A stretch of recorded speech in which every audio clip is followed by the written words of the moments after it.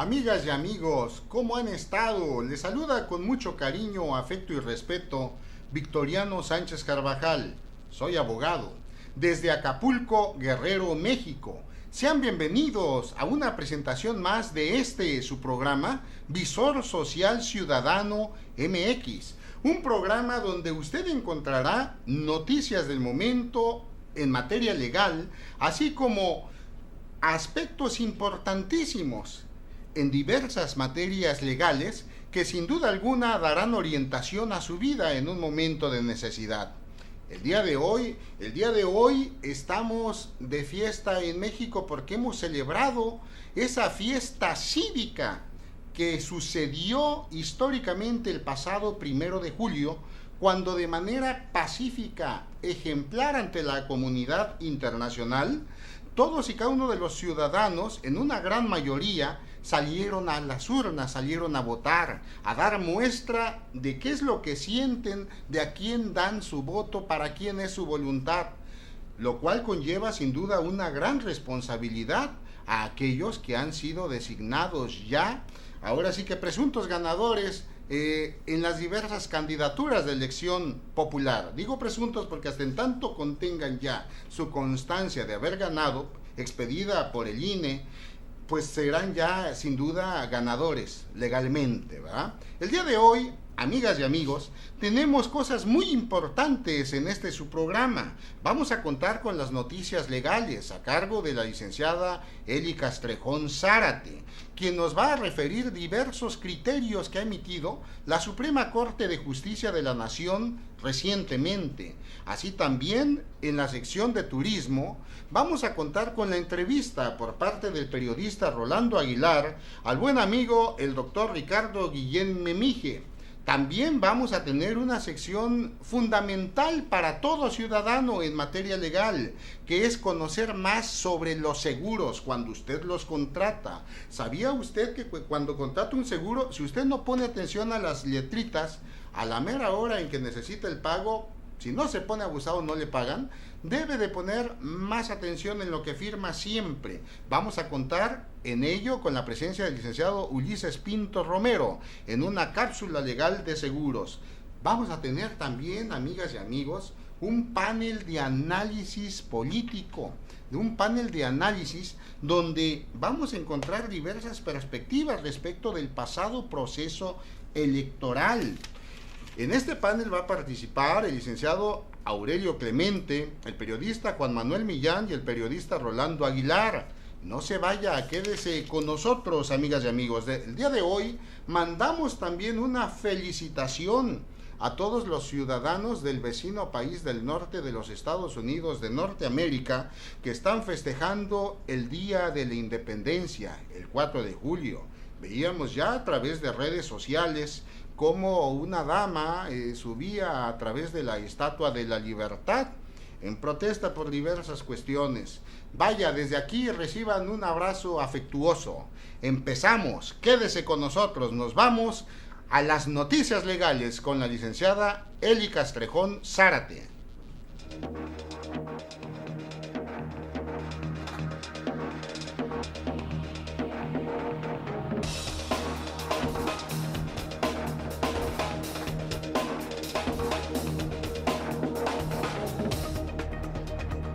¿Qué tal, amigas y amigos? Esta es la sección de noticias legales de la semana. Yo soy su amiga Eli Castrejón. Comenzamos. En México, la Suprema Corte de la Nación, el pasado viernes 29 de junio del 2018, expidió 30 criterios jurisprudenciales, de los cuales 6 son jurisprudencias y 24 son tesis aisladas, dentro de las que destacan pensión de viudez. La persona beneficiaria de un pensionado fallecido tiene la legitimación en la causa para impugnar el número de semanas y el salario de cotización con los que se otorgó la pensión de origen, invalidez, vejez o cesantía en edad avanzada. Horas extras. Procede la reclamación de su pago tratándose de trabajadores al servicio del Estado con la categoría de director. La circunstancia de que este tipo de trabajadores tengan conferida la representatividad del patrón equiparado y personal a su cargo y que incluso en ocasiones son responsables de verificar su control de asistencia, no los excluye de la posibilidad de reclamar el pago de horas extras, bajo el argumento de que por la jerarquía que ostentan tienen la obligación de cumplir con su cometido. Dentro de las tesis aisladas tenemos: reparación integral del daño en los casos de indemnización debe contener las calificativas de suficiente y justa para que el afectado pueda atender todas sus necesidades. Derecho a una defensa técnica adecuada. El hecho de que el juzgador conmine a las partes a sujetarse a los principios y reglas del proceso penal acusatorio no se traduce a una determinación tendente a cuestionar la capacidad técnica del defensor del imputado, ni representa una disposición que lo prevenga para designar otro. Y dentro de las noticias internacionales tenemos: Estados Unidos aprueba medicamento con marihuana por primera vez. En Chile expulsará a unos 2.000 extranjeros antes de fin de año. En Australia condena a 1 año de cárcel al obispo que tapó abusos. El sacerdote católico de mayor rango condenado por el encubrimiento de abusos sexuales a menores fue sentenciado el martes a 12 meses de reclusión por una corte de Australia. En España, la sección tercera de la Audiencia de Córdoba ha condenado a 4 años de cárcel al notario Carlos Alburquerque, ya jubilado, por un delito continuado de apropiación indebida tras quedarse con 400.920.000 euros de más de un centenar de clientes entre los años 2005 al 2015. En Chile, la Corte Suprema recomienda a diputados aclarar el concepto y procedimientos en proyecto de eutanasia. En la Unión Europea, el Tribunal Europeo de Derechos Humanos niega el derecho al olvido a 2 alemanes condenados por asesinato. Esto fue todo por hoy, pero los espero la próxima semana. Se despide de ustedes su amiga y servidora, Eli Castillo.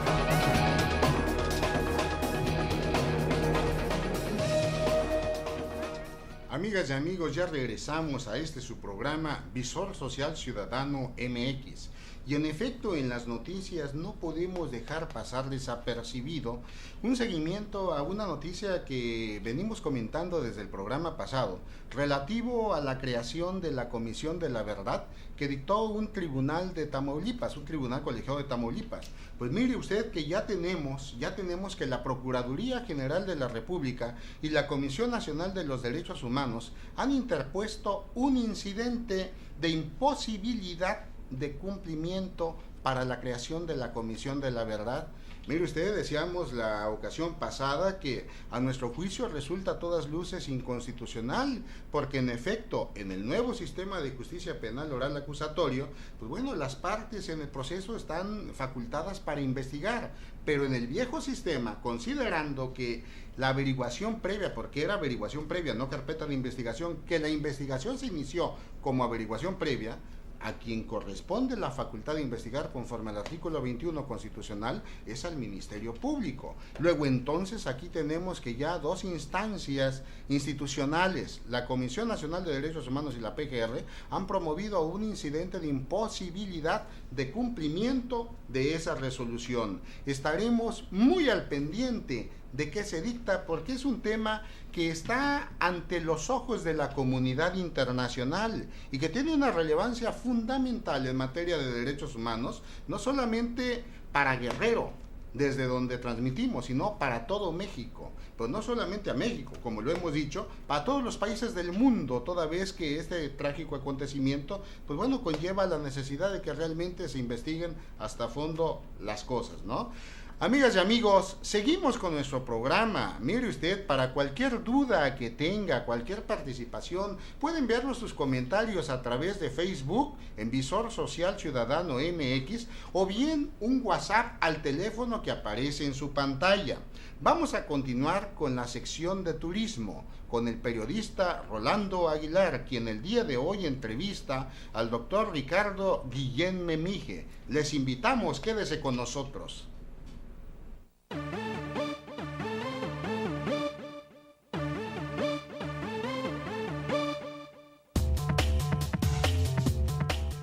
Qué bueno que están con nosotros en esta sección de turismo. En esta ocasión tenemos a un gran amigo, Ricardo García Guillén, quien pues es licenciado en turismo y también ha estado como funcionario en el Instituto Nacional de Migración aquí en la delegación de Guerrero, y ha estado también como funcionario en turismo municipal. Bienvenido, Ricardo. Gracias, Rolando, solo que mi apellido es Guillén Memije. Oh, te confundí. Hay por ahí ya, bueno, por ahí empezamos. Ricardo, estamos a punto de que haya un cambio de gobierno municipal aquí en Acapulco. Tú conoces mucho de turismo. Si tuvieras la oportunidad de platicar con el alcalde o la futura alcaldesa, depende de quién gane, ¿qué es lo que le sugerirías para mejorar el turismo aquí en Acapulco? Obviamente hay muchos temas que se requieren tanto actualizar como implementar en materia turística. Uno de ellos es el tema del Consejo Municipal de Turismo. El Consejo Consultivo tiene toda esta administración que está por concluir, que no se activó. En él concluyen todos los cuerpos colegiados, llámese AETA, en este caso la Asociación de Hoteles y Moteles del Puerto de Acapulco, el Colegio de Liceos en Turismo, asociaciones de toda índole, ya sea gubernamental o privada, que van a fungir como un cuerpo colegiado para dictaminar las mejores líneas de acción en materia turística. Entonces creo que esa sería la primera acción que debe de implementar el alcalde, el reactivar el Consejo Consultivo de Turismo.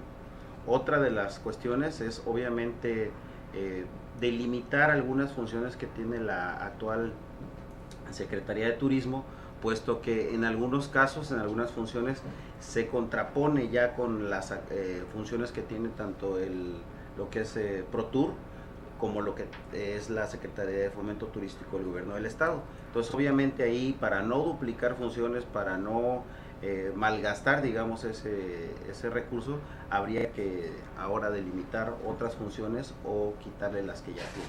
Qué bueno que tocas ese tema. Fíjate que en una ocasión un director de turismo municipal me dijo: a turismo del Estado le toca hacer promoción de Guerrero y de Acapulco. Turísticamente en lo municipal no hay no debe de haber la función de promoción.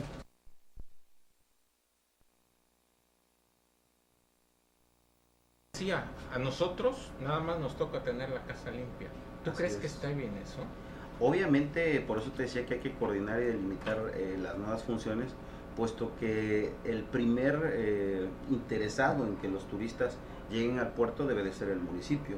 Entonces, hoy en día ya existe esa función en la Secretaría de Turismo, sin embargo, los esfuerzos se ven delimitados y se ven disminuidos porque son funciones no conjuntas, no encaminadas en una misma línea. Entonces, lo que hace el municipio a lo mejor no es lo mismo que hace el Estado, y aquí debería de haber una conjunción de voluntades y de acciones sobre todo. Y otra, quien realmente hace la promoción de Acapulco es el fideicomiso, y me parece que tienen 35 millones de pesos.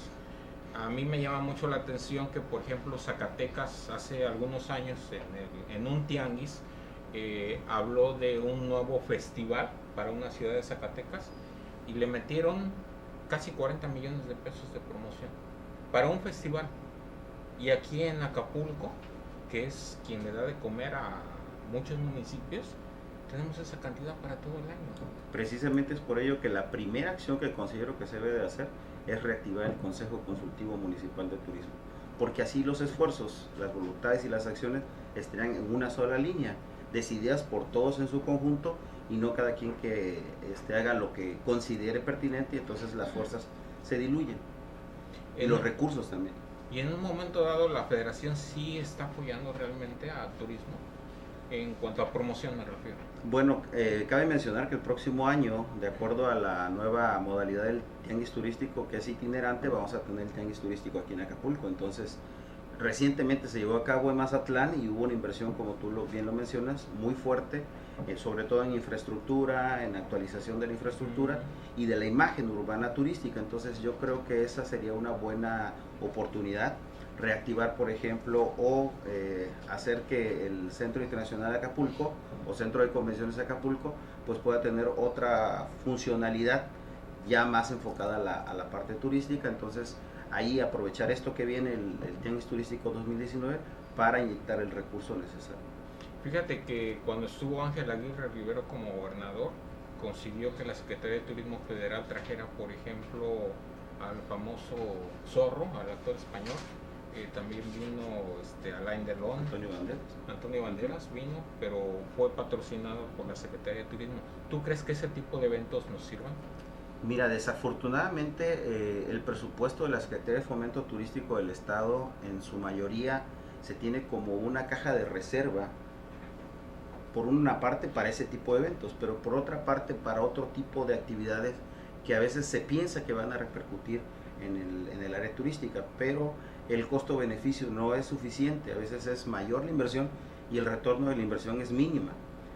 Afortunadamente hay eventos como el Mextenis, que sí tienen una derrama aproximadamente 250 millones, que permiten a Acapulco en esa época, en esa temporada de marzo a abril que se lleva a cabo, pues obviamente tener una redistribución de la riqueza derivada de las divisas que deja esto. Ojalá pudiéramos tener más eventos de este calado, de esta magnitud, para poder precisamente incentivar la economía municipal. Sí, es cierto, porque yo recuerdo que el Mextenis checaba en internet 15 días antes y veías en las agencias noticiosas de China, de Japón, de diferentes países de Europa, y estaban hablando de Acapulco y del Mextenis. Y una vez concluido el torneo, lo mismo, había eco todavía de las diferentes notas. Pues bien, ahí pudiéramos aprovechar tanto el Tianguis Turístico 2019 como el Mundial México 2026. Creo que la cercanía con la Ciudad de México, donde se van a llevar a cabo los partidos, pudiera ya empezar a hacerse paquetes turísticos, rutas turísticas, como es el caso ahorita de Rusia, que se crearon 10 rutas turísticas específicas para el Mundial. Entonces bien pudiéramos hacer nosotros esto para de aquí al 2026, crear rutas turísticas que aproveche el flujo de turismo hacia el país. Gracias, Ricardo. Al contrario, gracias a ti. Pues amigos, les vamos a dejar un correo para que si tienen alguna inquietud, algún tema que quisieran que tratáramos más adelante, nos manden sus propuestas y esperemos vernos la próxima semana. Muchas gracias.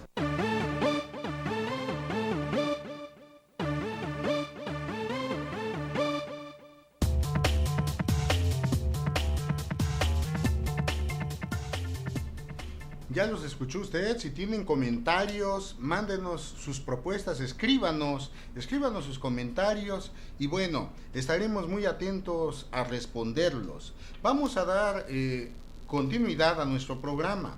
El día de hoy tenemos una sección legal muy interesante en materia de contratación de seguros. En muchas ocasiones solamente pagamos el importe y no sabemos ni a qué tenemos derecho ni a qué dejamos de tenerlo.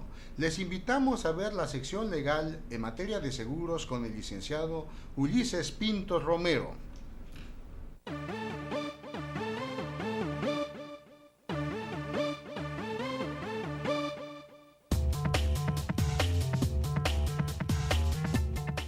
Amigas y amigos, nuevamente en una cápsula más de la sección legal seguros.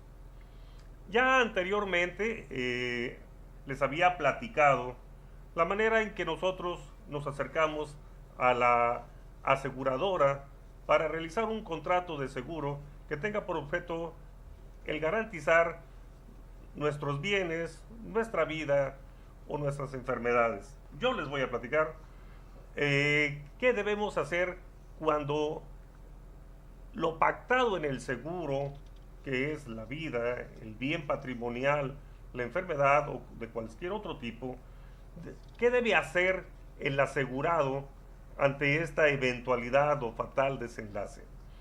Por lo regular, lo primero que hace uno es acudir a la aseguradora o a la gente que nos vendió el seguro o en su caso a un ajustador.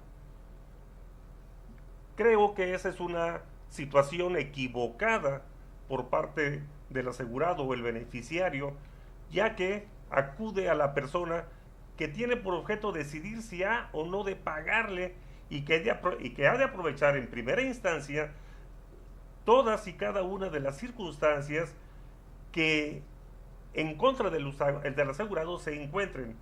Esto es así y se los explico con cuestiones ejemplificadas. Miren ustedes, cuando una persona tiene un vehículo y lo asegura y viene el evento del robo, lo que hace uno al acudir al seguro, le pide inmediatamente su factura. La aseguradora nota que la factura no viene a nombre del asegurado, sino que viene a nombre de una tercera persona. El asegurado, de buena fe, en su contratación le dice que cuando contrató el seguro le ha puesto el endoso en la parte posterior. Sin embargo, en ese endoso no se ha cumplido con el aspecto fiscal, lo que no es necesario para el trámite del seguro, pero sin embargo lo utiliza como un requisito para no pagar, y el asegurado empieza su martirio dando vueltas. Ya antes, en la cápsula anterior, les había explicado que uno debiera de decirle al vendedor cuáles son los documentos con los que uno cuenta para que al momento de que le contrate, le diga si esos son o no suficientes, y no sea hasta el evento o el desenlace cuando le empieza a exigir cosas que no corresponden. Otra cuestión es las expectativas que uno espera en los seguros. Igualmente, en el caso del robo del vehículo, actualmente, de hace muchos años, se acude a lo que se llama el libro azul, que actualmente creo que es de color rojo, que eso pues no tiene mucho que ver, pero en el cual se relaciona una lista de vehículos y de muchos años en los que se especifican las características y marca de cada vehículo.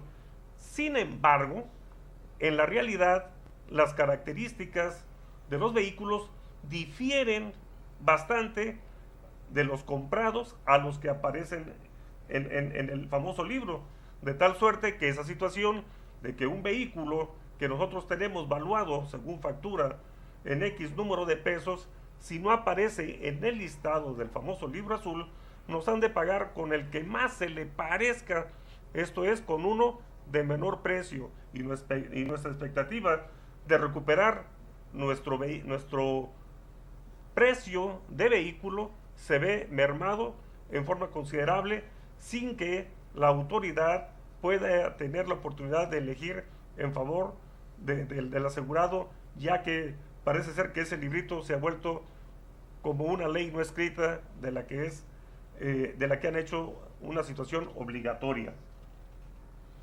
Miren, en otro tipo de asunto, que es el seguro de vida, por ejemplo, hay personas que tienen 2 nombres, hasta 3, y a veces los formatos que expide el registro civil son insuficientes para poner los nombres en su totalidad o de manera correcta. Cuando uno contrata el seguro de vida, la empresa aseguradora debería de manifestarse desde el principio cuál es el acta con la que ha de pagar el seguro y quiénes son los beneficiarios y cómo han de identificarse estos. Nuevamente, cuando viene el desenlace o el evento fatal, cuando los deudos o beneficiarios aparecen con sus actas y estas no concuerdan con los nombres que aparecen en la póliza de seguro, nuevamente la aseguradora hace lo posible para no pagar, y otra vez, como lo hemos llamado, el calvario del asegurado o del beneficiario, para acudir a tribunales previamente a tratar de identificarse o acreditar de que la persona asegurada es la misma con la que nosotros queremos beneficiarnos de la póliza. Sin embargo, la aseguradora no tiene la actitud para con la gente. Lo que pretende siempre es evitar los pagos. Miren ustedes, Cuando la persona fallece, en el caso del seguro de vida, y que uno acude a la aseguradora inmediatamente, y que considero que es un error y que debiera de acudir a un abogado previamente, esto es así porque también en el acta de defunción se establece la condición o causa de la muerte. En ese caso, la aseguradora se da cuenta de que la persona ha fallecido por una causa, por decir, de fumador crónico de 40 años, por decirlo de alguna manera, y en el formato de respuestas que ha llenado con lo que son las características de su condición, de signos vitales, por llamarlo así, de esa manera, cuando contrata el seguro, si no se ha manifestado esa condición crónica de fumador, es suficiente para que la aseguradora venga y le rescinda el contrato. Pero nosotros le hemos dado a la aseguradora la oportunidad primaria de que venga en contra de nosotros, a diferencia de que si acudimos previamente a un abogado y este es capaz de analizar cada uno de los documentos, puede tener una mejor oportunidad cuando le notifique la defunción de una manera legal a la aseguradora, para que ésta tenga el menor número de días, ya que cuenta con un término para hacer la rescisión. No es una situación permanente. Luego entonces debe el abogado tener la astucia para restarle la posibilidad a la aseguradora y salir adelante, sacar adelante a los beneficiarios. Miren, estas razones que impiden el pago, les digo que debe ser analizada previamente por un abogado. Sin embargo, también la gente a veces acude a algo que yo he oído en algún tiempo, a los abogados de banqueta. ¿Qué significa esto? Que son abogados que no se encuentran debidamente establecidos y trabajan en distintas oficinas, o a veces no tienen ninguna de ellas, y su oportunidad como abogados es bastante pobre y carecen de la experiencia, y lo que buscan es solamente tratar de obtener un dinero en forma extraordinaria. Aquí la gente debería buscar un abogado, pero no solo un abogado establecido, sino cerciorarse de que efectivamente conoce la materia, que tiene la experiencia suficiente para sacarlos adelante. Los procedimientos que se ocupan en materia de seguros no son tan sencillos y requiere el conocimiento de leyes diversas y no solo de un código procesal mercantil. Aquí primero se acude a la Conducef, porque es una situación que marca la ley de seguros, que previamente tenga uno que agotar la etapa conciliatoria. Posteriormente a ello, acudirá, si no le es pagado, acudirá a la instancia en la vía oral mercantil o mercantil, según sea el monto de lo reclamado. Si el abogado no tiene experiencia y acude primariamente a los juzgados civiles o a los juzgados federales, en su caso, que quieran optar por esa vía para hacer valer su acción mercantil, van a perder el tiempo y van a perder la oportunidad de poder recuperarle al beneficiario las cantidades que reclamen su seguro, porque el plazo en el conocimiento a la aseguradora se lo va a ampliar, y entonces, lejos de concederle 30, 40, 60 días, le va a dar varios meses en el que la aseguradora puede tranquilamente hacer su rescisión y notificarla fielmente al asegurado. De esta manera, todo aquello que el ciudadano común haya contratado y que espera verse beneficiado con el pago de sus primas, resulta que no es así por los errores que comete. Y esos errores son, insisto, no acudir a un abogado, no acudir a un abogado experto, y pues de ese modo garantizarse que va a llevar a buen término el cumplimiento de lo que contrató. Yo le hago un llamado a la ciudadanía para que en estas cuestiones, si no tiene a quien ver en forma directa, puede acudir a los colegios de abogados, donde le informarán de uno o varios abogados que pertenezcan a estos colegios y que tengan la seriedad y la experiencia que requiere para ello. Amigas y amigos, esto ha sido por hoy una presentación más de la sección legal Seguros. Para cualquier asesoría, duda o aclaración puede comunicarse con nosotros a los teléfonos que aparecen en pantalla. Hasta pronto nuevamente.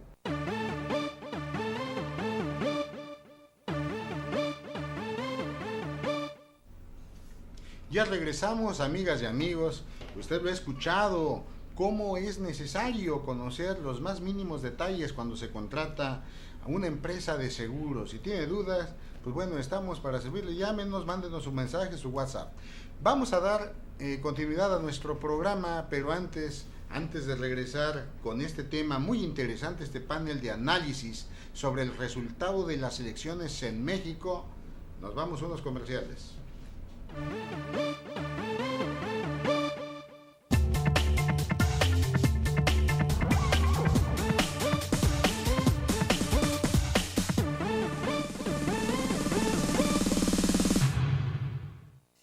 Consultores y auditores Sánchez y Cía, jurídicos. Atendemos asuntos laborales, civiles, penales, familiares, agrarios, administrativos y amparos.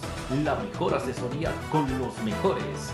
Consultores y auditores Sánchez y Cía, jurídicos. Visor Social Ciudadano MX. Noticias, entrevistas, asesoría jurídica, opinión ciudadana y el mejor análisis de los temas del momento. Todos los miércoles, 8 de la noche. Síguenos en vivo a través de Facebook Live. Conduce el licenciado Victoriano Sánchez Carvajal. Visor Social Ciudadano MX.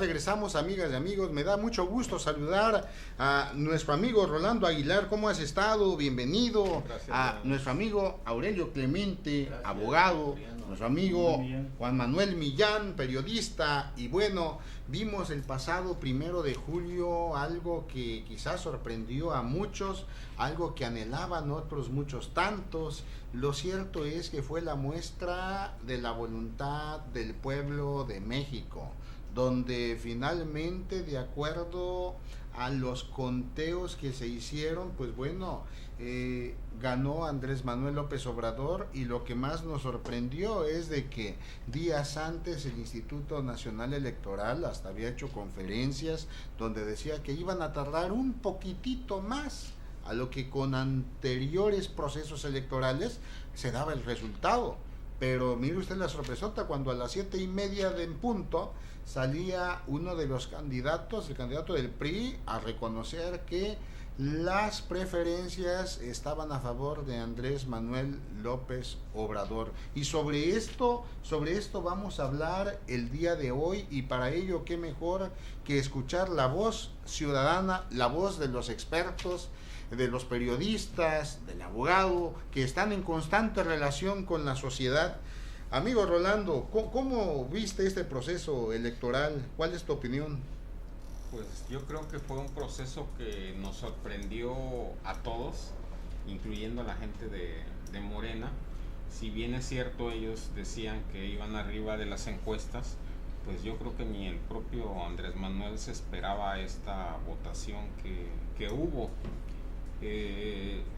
Es algo bien curioso. Yo voté por otro candidato muy diferente. Estoy viendo que en estos momentos las redes sociales todavía siguen polarizadas, todavía hay enfrentamientos, y en lo personal siento que un grupo de ciudadanos, con todo el derecho del mundo, porque así es la democracia, nos obligaron a tener un nuevo gobierno que muchos tal vez no estamos de acuerdo, y eso todavía sigue polarizando las cosas. Pero al final de cuentas, en mi caso personal, si Andrés Manuel va a hacer las cosas que prometió, no al 100%, sería lo ideal, pero si va a comenzar a hacer las cosas bien, pues tenemos que apoyarlo, no hay de otra. Todos debemos de pensar que primero está el bienestar del país y después nuestro bienestar personal. Amigo Juan Manuel Millán, sí, su comentario. Bueno, me da mucho gusto el poder experimentar esta nueva historia de un partido político nuevo creado con la mezcla de otros dos, del PRI, gente del PAN y del PRD, incluso que hay una mezcla que le han llamado el Primor, ¿no? Al partido Morena ahora le llaman el Primor. Y bueno, no es una esencia de la izquierda como tal, porque está conformada por gente de diversos partidos políticos, una mezcolanza muy extraña que se dio ahí, pero bueno, siempre con la esperanza de que este resultado le sea favorecido, pero a todos los mexicanos. Lamentablemente desde el día de hoy ya empiezo a ver cosas que pues estaban en las promesas de campaña de un candidato, y si a la gente le había dicho que iba a bajar la gasolina, y ya quien va a ser su secretario de Hacienda dijo el día de hoy que no, que va a ser igual que con el gobierno de Peña Nieto, proporcional a lo que es la inflación. Recordemos que la inflación ha sido de las más altas en los últimos años, la que ha manejado este gobierno, por ahí del 6.5%, ¿no? Por cierto, el candidato priista fue titular de esa dependencia, en la que tuvimos una de las inflaciones más altas en los últimos años, y ahora nos viene a decir este personaje que va a ser proporcional a la inflación. Eso me decepciona. Yo pensé que este cambio, pues como lo veíamos a él, todas las promesas, pues ojalá mañana no diga que la amnistía para los delincuentes, ya me está llamando la atención cómo va a ser, ¿no? De por sí no estaba muy bien explicada cómo iba a ser esa amnistía. Ahora sí, ustedes como abogados seguramente lo han analizado ya, y me preocupa cómo va a ser, porque también hay gente que está en los reclusorios y esperaba que él llegara, y también la gente en Acapulco que ha sido abatida por la delincuencia organizada está esperando que a la llegada de él precisamente las cuotas, los levantones, los asesinatos se vayan terminando, pero pues ojalá no sea un desencanto para la mayoría. Ese a primera instancia lo que veo esto ya de los primeros días, que aún no llega al gobierno, pero que ya hay unas declaraciones en ese sentido, ¿no?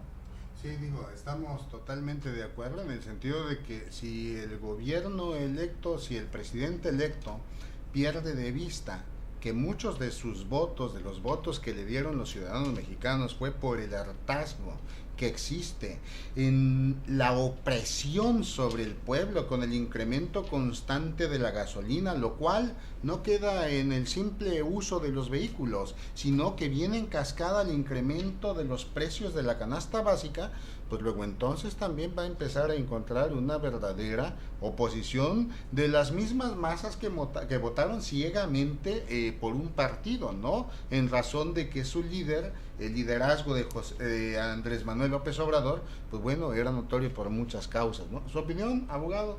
Sí, licenciado Victoriano, auditorio. Bueno, creo que la elección del 1 de julio, el domingo pasado, para mi punto de vista no tuvo mayores variantes. De hecho, desde el primer debate que se dio en el mes de abril, si no mal recuerdo, después del debate hubo varias encuestadoras que publicaron sus mediciones. Entonces ya ponían a Andrés Manuel incluso por arriba de los niveles de aceptación que tenía cuando se inició la campaña, que fue a finales de marzo, creo que 30 de marzo se inició. Entonces, decían unos analistas que no nos extrañara que Andrés Manuel llegara incluso al 50%. Creo que lo ponían en un 42% después del primer debate. Y era muy marcada la diferencia porque Anaya, por ejemplo, aparecía con menos del 30%, andaba por ahí entre el 22, 23%, y a Mit siempre lo dejaron en un 17 o 18%. Entonces creo que no hubo sorpresas. La gran mayoría de los ciudadanos en este país decían a los cuatro vientos que Andrés Manuel iba a ser el próximo presidente de la República. Y es un partido muy nuevo, muy joven, el de Morena, creo que 4 años. Yo debo decirlo que estoy inscrito ahí en el padrón de Morena. Y si no se llevó carro completo en esta elección, creo que lo único que le faltó fue la llanta de refacción a ese carro. Entonces no hubo sorpresas. Por aquí, fuera de cámaras, comentábamos en el caso de Guerrero, un municipio tan emblemático y para el país, incluso muy sonado para el país porque tiene que ver con el turismo, que es Taxco, en donde comentábamos fuera de cámaras que Morena no penetró ahí, que sí ganó Andrés Manuel, pero también yo cuestionaba que posiblemente no ganó con esa holgura con la que ganó en la mayor parte del territorio del estado, ¿no? Incluso Acapulco pues se llevó las 8 diputaciones locales, la presidencia y las 2 diputaciones federales. Bueno, las senadurías también salió muy por arriba de los otros partidos. Entonces, las promesas que se hicieron en campaña, obviamente que todavía no estamos en los tiempos. Sí se menciona que este próximo secretario de Hacienda, de apellido Urzúa, ya dijo que la gasolina va a subir de acuerdo a la inflación. Pero bueno, lo que venía manejando Andrés Manuel en campaña era que ya no iba a haber gasolinazos.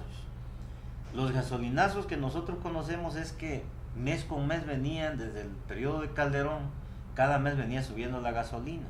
Él prometió tener al 2021, que es al tercer año, a la mitad del sexenio, tener funcionando cuando menos el 50% de la gasolina que se consume en nuestro país se va a producir aquí en México. Entonces eso va a venir obviamente que a minorar el precio de la gasolina.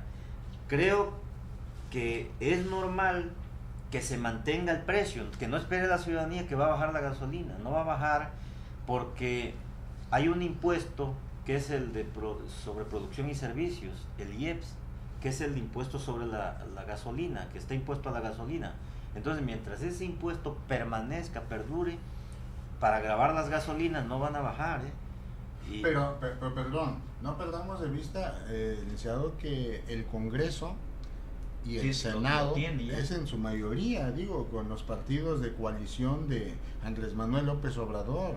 Luego entonces, si él tiene la voluntad plena de beneficiar al pueblo de México, pues en cualquier momento, una vez que tome el poder, pues puede enviar la iniciativa respectiva.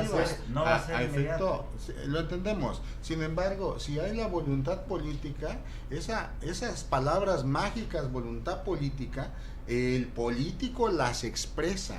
Y es ahí donde entonces sabemos que hay una verdadera esperanza de que se tomen en cuenta los problemas que tiene el ciudadano de a pie, el ciudadano común. Ya no tanto el que tiene vehículo, que el vehículo tampoco es un lujo, es una herramienta de trabajo, totalmente, ¿no? Para acarrear, etcétera, ¿no? Dependiendo del negocio. Entonces, y como hemos dicho, con la gasolina alta, los precios de la canasta básica igual están en las nubes, ¿no? Luego entonces, al tener la mayoría del Congreso, del Congreso de la Unión y de la Cámara de Senadores, pues sin duda va a tener oportunidad para efecto de establecer las reformas respectivas. ¿Su opinión? Sí, para quitar precisamente el IEPS, para quitarlo y bajarlo a prácticamente como a 15.50, era de lo que hablaba el otro candidato, decía precisamente que él iba a bajar la gasolina de esa manera, quitando ese impuesto, que era una reforma fiscal en la que el Partido Acción Nacional no había participado. Sí participó en una reforma energética, la aprobó, pero no en lo que es la reforma fiscal en la que entró ese impuesto, y quitando ese impuesto bajaría casi al 15-50.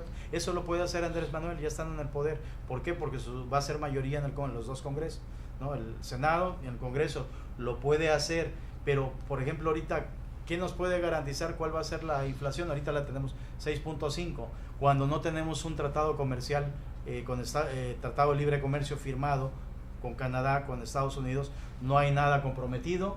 Este tratado está una guerra comercial en cuanto a los precios.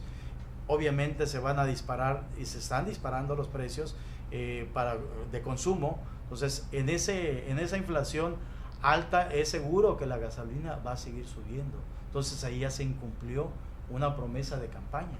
Bueno, yo ahí sí considero que no podemos adelantar hasta no ver, ¿no? Sí, porque también no podemos dejar pasar desapercibido el gesto que tuvo Donald Trump cuando a través de un tuit mencionó que estaban a disposición de crear esos mecanismos, ¿no? Para la firma del Tratado de Libre Comercio, a efecto de establecerlo nuevamente en condiciones que, pues bueno, generen beneficios a las partes, ¿no? Entonces, digo, es una perspectiva, pero me llama la atención, decíamos que Juan Manuel Millán es originario de Taxco.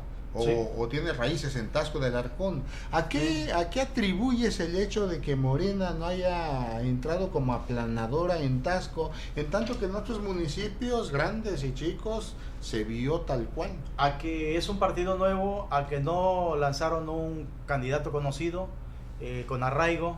El ganador ya había sido alcalde, ya había sido diputado federal, ya había sido candidato a gobernador. Le ayudó mucho eso, que es Marcos Efrén Parra, el ganador por el Frente. El segundo lugar lo tiene el PRI, con la expresidenta aquí del Congreso, Flor Añorbe. El tercer lugar lo tiene Nueva Alianza, es un candidato, es un comerciante que distribuye la mayoría de los productos de consumo en toda la región, los poblados, las comunidades de Taxco, es muy conocido por ello. La crema, la leche, el huevo, y bueno, muy conocido que hasta decían que ese era mejor candidato para que hubiera lanzado el PRI, pero el PRI se aferró a Flor Añorbe, y bueno, Morena no presentó un candidato conocido como lo hizo en diferentes municipios o distritos donde se beneficiaron algunos desconocidos, y que seguramente lo vamos a ver a la hora de debatir en el Congreso, esos nuevos personajes que van a llegar al Congreso local y al federal también, porque hay personajes que sí conocemos que están en la lucha, que ya tienen la experiencia, una Rosario Merlín, una Avelina, que todos sabemos que va a subir a agarrar el micrófono y va a defender seguramente, pero hay otros desconocidos ahí que pues sí, no sé cómo le espera este Congreso, si de por sí el que está por fenecer tuvo un poco avance en su trabajo legislativo, pues no sé qué le espera a este que viene, la verdad. Amigo Rolando, hemos escuchado la frase de la lucha social. Vimos también cómo a estas horas en México, Nestora Salgado, que estuvo recluida, acusada de delitos del Fuero Común y del Fuero Federal, por un lado con el sentimiento pues muy encontrado por una parte del pueblo que alegaba que las autoridades no le daban seguridad y por ello había surgido al frente de la llamada Policía Ciudadana de su comunidad, Nestora Salgado, y por otro lado quienes se decían víctimas de actos arbitrarios y delitos por parte de esta personaje, y que a fin de cuentas también pues conocemos, ella misma fue víctima de injusticias cuando permanecía encerrada en una cárcel de alta seguridad federal, en tanto que los procedimientos que se le seguían ya no eran federales, sino del Fuero Común, ¿no? Y que finalmente con la gestión del doctor Rogelio Ortega en Guerrero, pues fue trasladada a una cárcel del Fuero Común. ¿Tu opinión, crees que haya voluntad realmente por parte del presidente electo para que a través de la Cámara de Diputados y Senadores se regule esa figura que ha surgido mucho en Guerrero fuera de la ley, que es la Policía Ciudadana? Digo, en el marco y en el entendimiento de que la ley 701 de los pueblos indígenas sí faculta a la creación de policías comunitarias, en tratándose de pueblos indígenas.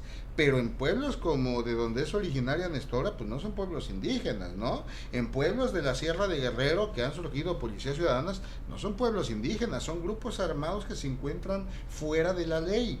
¿Habrá voluntad por parte del gobierno de Andrés Manuel López Obrador para dar legalidad a este fenómeno social que ha repercutido mucho en Guerrero y en Michoacán? Fíjate que la historia de la policía comunitaria es algo muy interesante. Surgieron en Ayutla hace aproximadamente unos 18 años. La gran ventaja que había con esta policía es que el pueblo elegía a sus policías. Entonces era la misma gente local, la misma gente que se conocía perfectamente, quien se encargaba de vigilar. Y uno de los detalles que me llama mucho la atención es que ellos mismos decían: nosotros detenemos a la gente, vigilamos y no hemos detenido a nadie disparando. Un solo tiro nos ha disparado. Hubo en un momento dado algunos enfrentamientos con grupos delictivos y todo, pero las detenciones las realizaban de la manera más tranquila, porque ellos tenían el apoyo de los pueblos. Ahora, cuando fue el gobierno de Ángel Aguirre Rivero, hubo un surgimiento tremendo de policías comunitarias que no eran las originales de la CRAC de Ayutla y que se quisieron aparar con ellos, inclusive les pidieron ayuda, les pidieron asesoría, pero hubo policías como por ejemplo la de Petaquillas, que realmente hubo momentos en que te pones a pensar si servían al interés ciudadano o si servían al interés del narcotráfico, porque toda esa zona que está a un lado de Chilpancingo hay un tráfico muy fuerte de drogas. Y lo mismo pasó, por ejemplo, en San Miguel Totolapan. En San Miguel Totolapan, en el momento en que el tequilero comienza a entrar en problemas, cuando lo secuestra a un ingeniero y la esposa del ingeniero va y secuestra a la mamá del tequilero y le dice en un video: en el momento en que sueltes a mi esposo, suelto a tu mamá y la voy a tener aquí retenida. Surge una policía comunitaria, entre comillas, en esa zona, pero de repente ves que la gente trae armas nuevas, ves que traen cuernos de chivo y ves que traen vehículos nuevos y dices, bueno, ¿de dónde salió todo eso? De acuerdo a la versión que mucha gente del pueblo de San Miguel Totolapa dio, es que otro delincuente conocido como el Pez y que era amigo del tequilero, trabajaron juntos, pero después se pelearon por tener el control del territorio, que el Pez fue quien armó a esa policía comunitaria en San Miguel Totolapa para destronar al tequilero y quedarse en su lugar. Entonces ves unas historias que te quedas totalmente asombrado. Inclusive el gobernador Héctor Astudillo, en varias declaraciones que hizo, dio a entender, no lo señaló de una manera directa, pero dio a entender que esa policía comunitaria de San Miguel Totolapan estaba manipulada por grupos del crimen organizado. Entonces hay que ver, la policía comunitaria de Ayutla, mis respetos, San Luis Zacatlán son otra cosa totalmente diferente a muchas policías. En Michoacán pasó lo mismo también, surgieron en algunos lugares gente como el doctor Mireles, que para él todo mi respeto, pero también de repente surgieron policías comunitarias que igual los veías llegar con vehículos del año, con cuernos de chivo, y decías, pues, ¿de dónde salió dinero para armarlo? O sea, se ve la infiltración ahí de presuntamente grupos de narcos patrocinando a las llamadas policías comunitarias, entre comillas, que son policías ciudadanas, ¿no? O grupos armados. No quiero dejar pasar desapercibido el comentario que nos hacía hace rato respecto de la amnistía. En efecto, para las amnistías, de acuerdo a lo que establece en Guerrero la Constitución, la federal, también se señala que debe ser por motivos de delitos políticos. O sea, no aplica por delincuencia organizada. Por tanto, habría que hacer una reforma integral a la Constitución para que, si desea el presidente electo llevar a la realidad esa promesa de de amnistiar, pues bueno, o sea, en circunstancias que se encuentren dentro del marco constitucional. De lo contrario, pues sería muy observado por la propia comunidad internacional. Hace falta en México, sin duda, la creación de una Secretaría de los Derechos Humanos. La Comisión Nacional tiene sus funciones. La Comisión Nacional de Derechos Humanos, su función es acusar a los funcionarios que no cumplen, pero cuando no hay una acción preventiva desde el interior del gobierno, y eso le toca al gobierno, luego entonces encontramos las múltiples violaciones a derechos humanos. Por esa razón hemos comentado anteriormente la necesidad de una Secretaría Nacional de los Derechos Humanos. Estamos ya por concluir nuestro programa, les voy a pedir de favor su intervención. A manera de conclusión, pues yo lo único que puedo decir ya como conclusión es que le demos la oportunidad al nuevo gobierno, que no estemos especulando por lo que va a pasar a partir del 1 de diciembre. Muchos quisieran que ya los cambios se hicieran a partir del día 2 de julio. Sin embargo, el gobierno empieza a partir del 1 de diciembre y ya hay voluntad entre el equipo entrante y el equipo saliente. 190 millones de pesos que dieron, ¿no? Para que se vayan a trabajar. Sí, claro, eso incluye los viajes que seguramente va a tener al extranjero el presidente electo para ya empezar los lazos de cooperación política y económica con el resto del mundo. Entonces es normal que haya un recurso público para ese efecto. Entonces yo, para finalizar, espero que sí haya un cambio como el que se prometió y que le demos al nuevo presidente pues la oportunidad de que nos demuestre. Voto de confianza. Decía Fox en un programa del día de ayer, que fuera capaz Andrés Manuel de callarles la boca a los que fueron sus críticos. Entonces yo espero eso a partir del 1 de diciembre. Voto de confianza porque el voto del elector ya lo tuvo en las urnas. Así es. Sí, bueno, obviamente todos le queremos lo mejor para México, ¿no? Y le deseamos suerte y que cumpla precisamente. Pero obviamente que desde ahorita empezamos a ver algunas cuestiones que son lo que lo llevaron al triunfo, lo que llevaron más bien o derrotaron a este partido en el gobierno por haber sacrificado tanto a los mexicanos con un costo de la gasolina, y que esperaban que la llegada de Andrés Manuel, que todavía no ha llegado, pues se reflejara en los bolsillos. Obviamente ya vieron con las declaraciones del que va a ser hoy el secretario de Hacienda que no va a ser como lo esperaban. O sea, prometer no empobrece, y fue una campaña política, y así van a venir siendo algunas, no quiero pensar que todas, pero algunas de las promesas no se van a poder cumplir, porque pues quitarle ahorita ese impuesto que tiene la gasolina significa que el gobierno deje de adquirir recursos para hacer obras. Entonces lo que necesita este nuevo gobierno es precisamente presupuesto para poder cumplir con sus compromisos, porque si no va a aplicar el combatir con la corrupción, como decía en campaña, ¿cómo lo va a resolver? Combatiendo la corrupción. ¿Cómo va a hacer eso? Combatiendo la corrupción. Todo era la corrupción.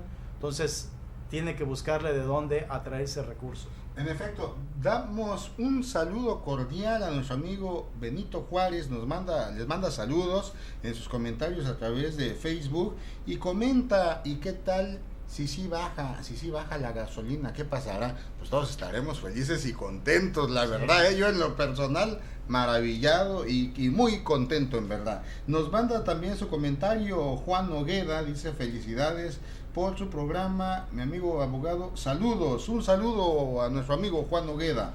Elicas señala, nos comenta en Facebook: son palabras severas al decir que el presidente electo AMLO no está cumpliendo las promesas de campaña. Primero hay que dejar que llegue el 1 de diciembre para que tome protesta. Lo demás antes de eso son especulaciones, pero poco responsables de una persona que se dice ser profesional. Allí tiene usted el comentario de Elicast. A manera de conclusión, tu comentario, amigo Rolando. Yo creo que estamos ante una situación bastante interesante, más que nada para los estudiosos de la ciencia política. Por un lado, el nuevo presidente tiene a la Cámara de Diputados y a los senadores de su lado. Entonces, no va a poder decir no pude hacer las cosas porque el Congreso no me lo permitió. No pude hacer las reformas necesarias porque no tuve la ayuda de los senadores o de los diputados. Pero por otro lado, esta es una situación bastante, pues no sé si decir peligrosa, en el sentido de que va a tener un poder absoluto. Estamos regresando a los presidentes con el poder total que había antes del año 2000, que fue cuando llegó Vicente Fox, donde había un lema muy chistoso: en este país no se mueve la hoja de un árbol si el presidente de la República no lo autoriza. Esperemos que no pase eso, y esperemos, ya que tiene todo a su favor, pues que cumpla, tal vez no al 100%, porque no va a poder cumplir el 100%, pero que cumpla la promesa y que le dé esperanza a los mexicanos. Y si él quisiera bajar la gasolina, se puede. Son como 6 pesos de impuesto de gasolina por cada litro, ¿te imaginas? Es un abuso eso. Entonces puede bajarlo, 2 pesos, 3 pesos, lo puede hacer. Combatiendo la corrupción. Combatiendo la corrupción. Sí, efectivamente. Otro comentario que tenemos de nuestro amigo Alberto: excelentes aportaciones, Lick, desde el SIC. Te felicitamos por este aporte a favor de la vida. Dios te permite continuar, defender el derecho a la vida y por ende a la familia. Nuestro abrazo. Pues no me queda más, amigas y amigos, que pues todo tiempo llega a su final en los ciclos y en los programas, ¿verdad? Pero antes de irnos, sí quiero comentarles, efectivamente, la voluntad del pueblo de México ahí estuvo en las urnas. ¿Y qué esperamos de nuestro presidente electo? Muchas cosas. Se ha dicho que ese precio de la gasolina, si en verdad existe voluntad política, se baje. Que esas policías ciudadanas que se encuentran fuera de la legalidad, o bien se desaparezcan o bien se regulen, que esa seguridad pública que tanto anhela el ciudadano se brinde, que salga de su casa y pueda tener la confianza de que volverá tranquilamente a su hogar. ¿Qué más pedimos? Que se transforme el Poder Judicial Federal y los poderes judiciales de los estados, que los ayuntamientos obligadamente sean transparentes y que se aplique la ley en un combate frontal a la corrupción en contra de aquellos funcionarios corruptos que disponen de los recursos públicos en su beneficio y no en beneficio del pueblo. Es lamentable ver cómo servicios públicos carentes de toda, ahora sí que de todo actuar dentro del marco de la ley, se presentan en cada municipio sin particularizar. Amigas y amigos, les agradecemos mucho que nos haya acompañado y pues no nos queda más que despedirnos, amigo Aurelio. Gracias por la invitación. Amigo Millán, abogado Orlando, y pues bueno, desde aquí desearle a usted y a su familia que Dios le bendiga y le esperamos en nuestro próximo programa de Visor Social Ciudadano MX. Bendiciones.